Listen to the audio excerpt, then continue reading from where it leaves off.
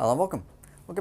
In this video, we're going to be looking at studying artworks and posters, or basically any other visual medium apart from websites and films, and really looking at the various types of visual messages and visual images that you'll be asked to interpret and to go through.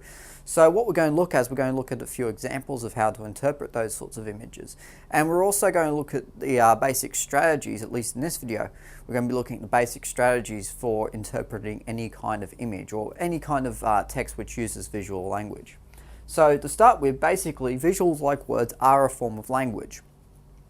And what that means is when you read text, you interpret it. You interpret the meaning of the word, you interpret the value of it, you interpret the symbolic and metaphorical meaning of it if it does apply. And visuals are much the same way. And pretty much if you look at it, I guess, through the logical, through the almost historical perspective, words were created as pictorial representations of things that people could see, people could do. So in this sense, visuals are basically a type of language as much as words are.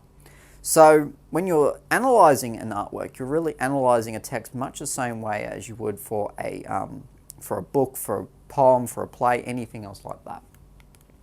So studying visual language is basically about how visuals and symbols as well do shape our meanings and how we basically encounter them, not only in an everyday sort of level, but where we encounter them in certain images, certain things that you may create. And if you do visual arts, obviously this will be very helpful, particularly when you're looking at different art mediums and how they use visuals and how they use language in certain scenarios as well to also create a sense of meaning. Okay, so what kinds of visual language are we looking at, and what are basically the devices that you're going to be looking at? Well, first of all, you'll be looking at symbols. Now, symbols are basically representations of something which really don't require language or any other means to represent. Now, you can look at text itself as basically a symbolic form of visual language, as in a letter is a visual representation of a sound, and a word that you will obviously be reading will be a visual representation of basically the sound of saying a particular word. So symbols are basically any kind of image that represents something or someone, and you'll be coming across a fair few of those when you're studying any kind of visual language.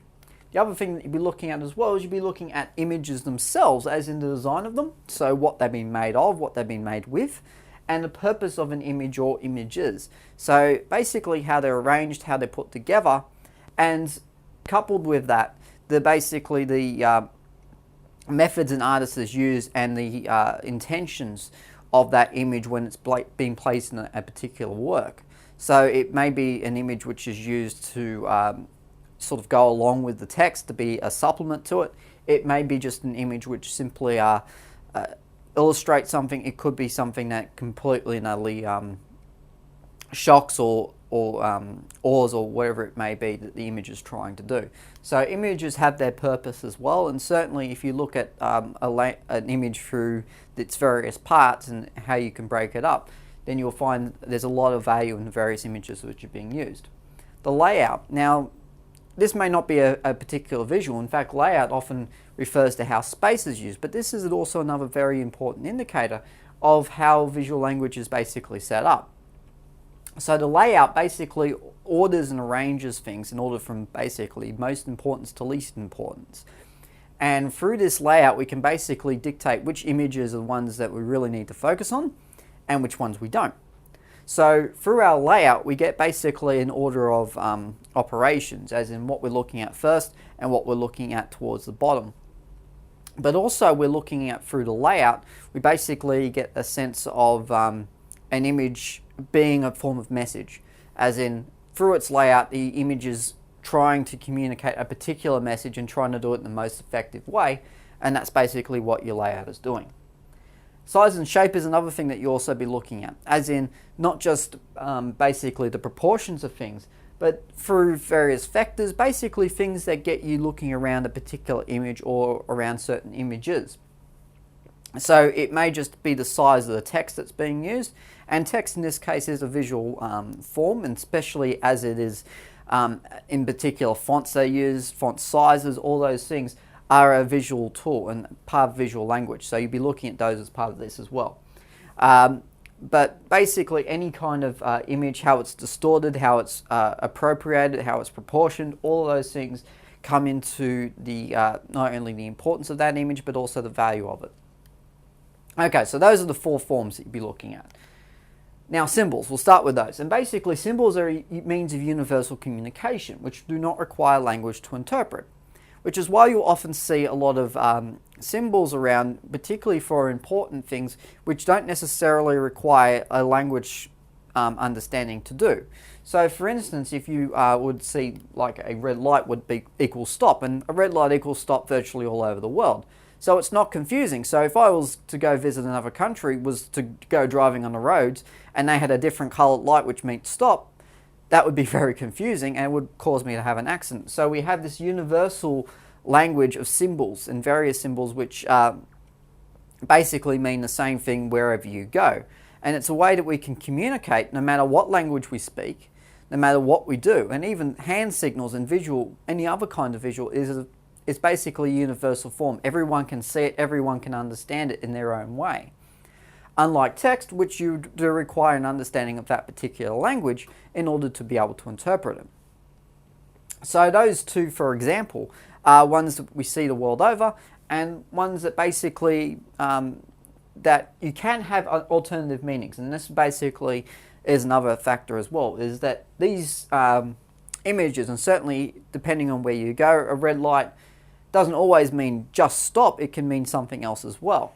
So their contexts often give us a bit of meaning as well. So where it's placed, where the image is set, where it's laid out, what it's being put on, all of those contexts affect the meaning of that image and affect basically how we interpret it. Some of those we'll be able to interpret no matter where we go. Some of them may have a slightly different meaning or a completely different meaning depending on where we go and who we speak to.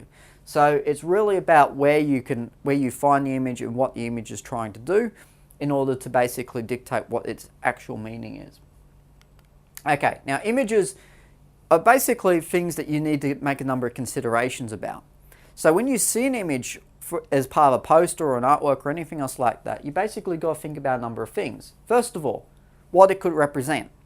As in, images could represent a number of different things, and yes, it may be just simply the literal meaning of it, as in the one that you just see.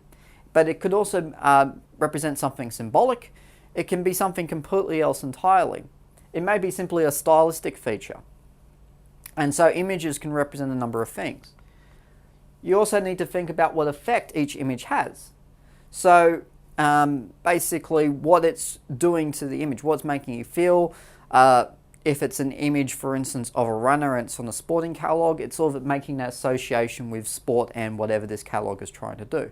So that effect is basically through supplementing, through basically complementing what's happening in the text and what's happening within the rest of the publication or the medium. How are they composed is another factor. So whether they're hand-drawn, whether they're photographed, what they've been made of, how they've been arranged, and how they've actually been drawn or photographed or set up as well is another factor about how an image is important and particularly why it's there. So if you see a photograph of something, it may be a visual aid, it may be something to actually show you what it looks like, it may be just something there purely for illustrative purposes. Why were these images chosen is another question that you need to ask, as in why have they chosen this particular image and not something else? Why have they chosen a symbolic representation when they could have chosen one a lot more literal? I mean, what does this image mean? Why have I chosen this image? Well, if I was to give you a very brief version about what sort of effect it has, first of all, the effect would be something of a mysterious one, of this mysterious hand holding a key. It's obviously symbolic. And basically, asking these questions is the key to understanding their meaning. I know I've chosen a very lame and predictable meaning for this particular image, but it's there for that purpose, and it's there to illustrate what basically these questions are asking. Overall, you're basically asking as well, how do these images communicate a message, and how they basically get their message across. So when you're looking at images, they're not just there purely for the sake of illustration. Even if they are, you still got to look into it and see if there's any other effect it may have, or if it is there for illustrative purposes, what effect having an illustration does, or what it means. Okay, so moving on, we'll go straight basically onto layout. Now, images are basically arranged in such a way where they are directing the viewer's attention. Okay, and I'll explain what I mean by that. In that, when we look at an image, like the image underneath that box there, we see a number of things. We first of all see a number of colors and shapes, but we also see a very prominent image. And this very prominent image is basically your focal point, one of the things you're really looking at. And they're arranged in such a way that they direct my attention to the most important bit, which is basically the center of the image, and then directed away towards other parts of it as well. So it's eye-catching, it sticks out, and it's very prominent. And that's the principle for what a lot of posters, a lot of other kinds of artworks are trying to do. They're trying to be very visually prominent so they stand out amongst anything else. They have a focal point, which I just mentioned before, but basically it's the main point of focus, so where your eyes first go. So it's basically the main point of the image, and it's usually set up to be the most distinct visual there. So it's the first place your eye goes, and it basically directs your eye's gaze away from there. So your focal point is basically where you want people to start looking, to get them to, first of all, notice the image, to notice it in the sense that you want them to continue to look at it. And whether that is trying to communicate something, for instance, if it's a message to get people to not smoke here, then you would have a very prominent no smoking sign first, the visual, and then you'll have other words, please don't smoke here. All right, so that's the focal point, is that image basically to say straight away, please don't. And then the others will say why you can't, fines apply, blah, blah, blah, whatever. So that's where this focal point comes in. You also see the use of space. Now, the use of space, as well as basically foregrounds and backgrounds, are arranged in such a way where basically the one part of the text dominates and one part may not. It may just basically arrange how it's the perspective is laid out, gives it a 3D feel, does give it a 3D feel. Essentially, it relates to a number of things to do with perspectives, to do with spatial cues, to do with all these sorts of things. So that's what we're looking at when we're looking at space. Okay, moving on, the last thing we're going to be looking at is size and shape. I'm going to go for a couple of different terms here. So size is basically indicates your perspective as well, relevance and value of images placed together. Now this does sort of blend into that point on layout, and a lot of these things will go together, but specifically it's relating to how big things are in comparison to each other. So it's really looking at proportions and how they are basically relevant to each other, how they direct each other, how they indicate certain values and certain importance of different parts of the message. The shapes in which the objects are represented give them a meaning as well. So what we're looking at when we're looking at the shapes of a particular image is essentially how it's constructed, whether it uses sharp lines, whether it uses curves, is it made to be basically a sleek feel, is it meant to be blocky.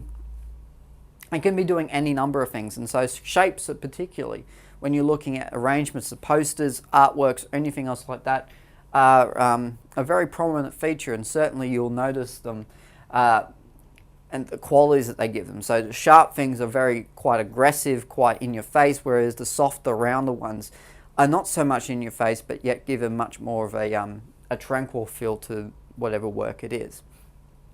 So it really does depend. It could be that they're very much blended in together. It could be that they're very sharp and distinct. It could be a number of different things. Your vectors, which is probably one of the more important things that you'll be looking at when you're looking at any kind of image, which is basically that point I was mentioning before about where the gaze is directed. Now, vectors is the technical name, should I say, for those invisible lines that we see on a particular work, which direct you around it. So they may point you in a particular direction, it may have one point that stands out, and then from there your gaze goes in a particular direction. And it's quite scientific almost in the way that you'd be looking at vectors and the way that images are constructed and set up. Because you'd be basically starting from a central point, and then you'll be giving information in order of importance. And advertisers do this a lot, where they'll get you onto the main point of the image first, and then they'll direct you around. And often it's the thing that they want you to see first, and then they'll gradually direct you towards where you can get it from.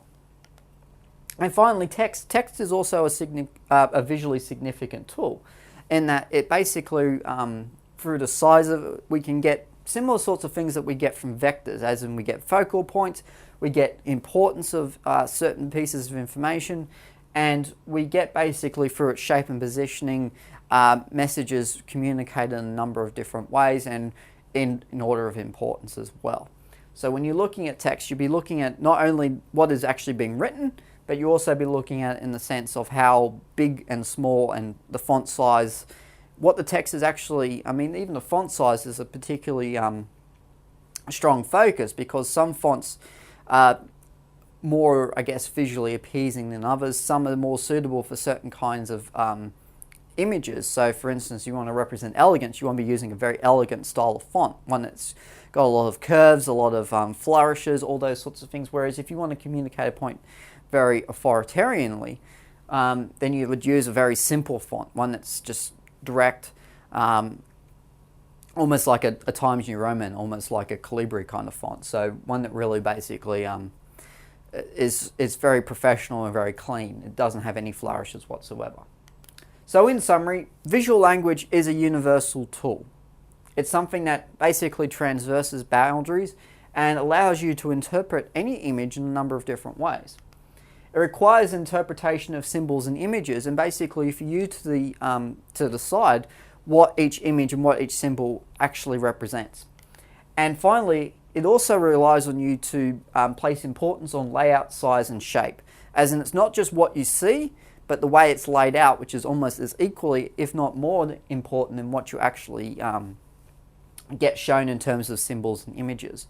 And all those together will give you a very strong starting point for being able to interpret an image and being able to start to construct meaning from one. So otherwise, that's it for the understanding visuals such as artworks and posters. And until next time, I'll see you later.